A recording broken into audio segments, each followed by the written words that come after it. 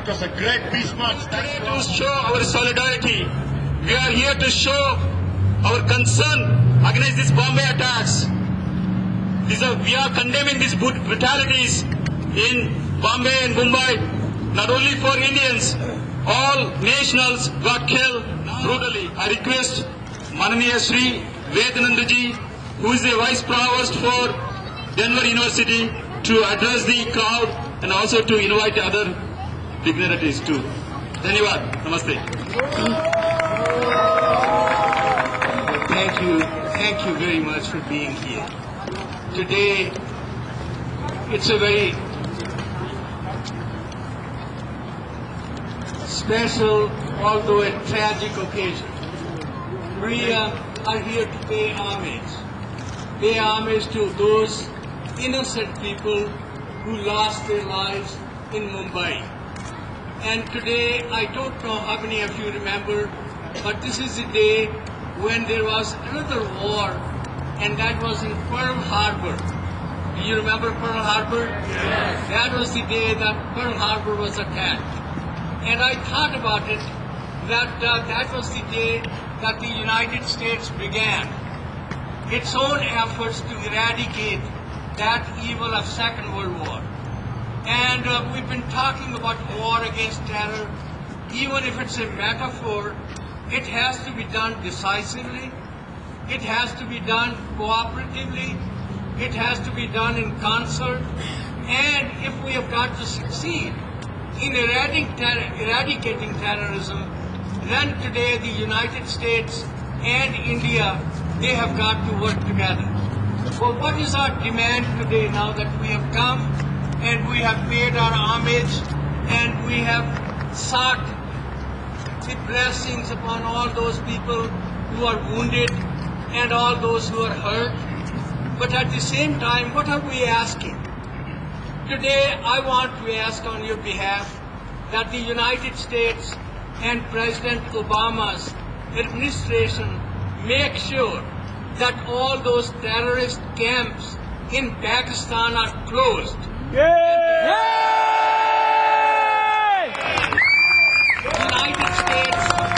United States can put that pressure. We have given $10 billion in the last few years. Where is the outcome of those $10 billion? Those $10 billion to Pakistan have been totally wasted.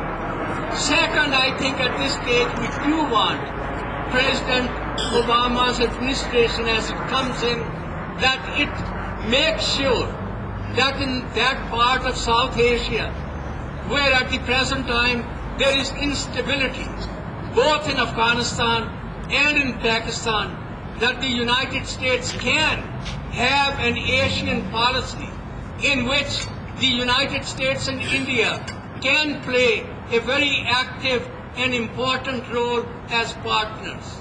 I would very much like to see that India, and when we are sitting here, we can't say a whole lot, but at the same time, lapses in Indian security cannot be tolerated. We would very much like the government of India, and as people of Indian origin, we can send a message to the government of India, and our message is take care of security, take care of providing intelligence that is appropriate, take care of protecting people, not simply in Mumbai, not simply in Delhi, but all over the country. We do know India is a democracy. We do know India is an open society. We do know that Indian culture is the one where we don't simply tolerate differences, we celebrate differences. For thousands of years, people of all religions have come together, have worshipped together, have been able to sit together, have been able to enjoy life harmoniously. That is our India. That we are of that India. And I do hope that the government of India can make sure that in India people can live peacefully. We want peace. We want harmonious relations. We are the ones who have told the world that the entire humanity is one family. And if that is what we believe in, we want the government to ensure that that happens.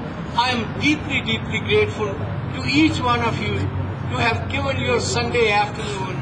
And I am most grateful to 15 Indian organizations that have come together, that have pooled their resources, that have brought all of us together here. Kindly join me in thanking all the organizers of today's program. I would not name individuals because I'll forget somebody, but kindly join me in applauding all those people who have.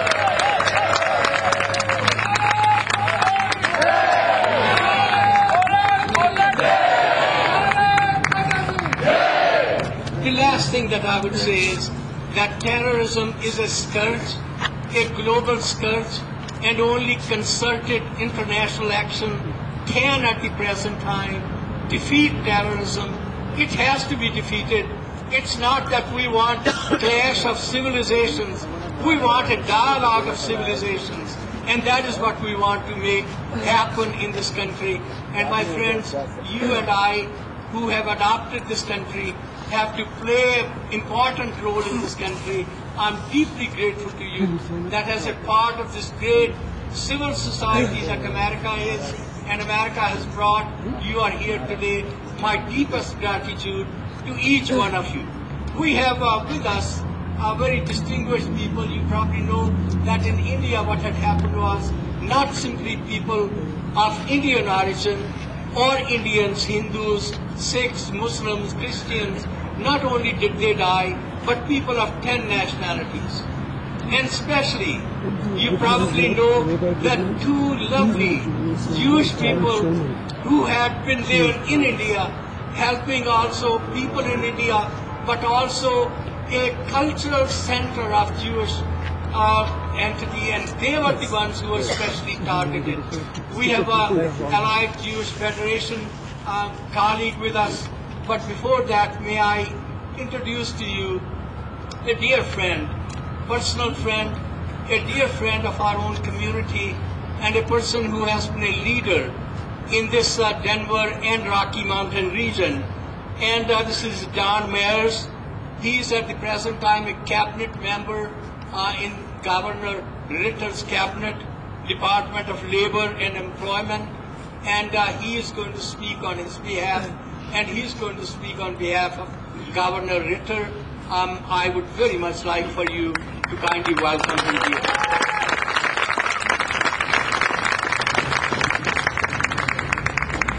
Thank you, Professor. What an amazing leader in your community we are blessed to have in Denver.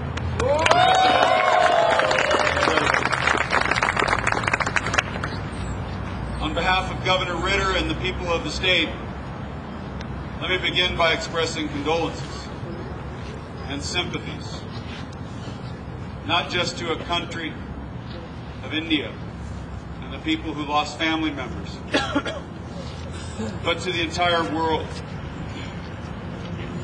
The world was rocked by what happened in Mumbai.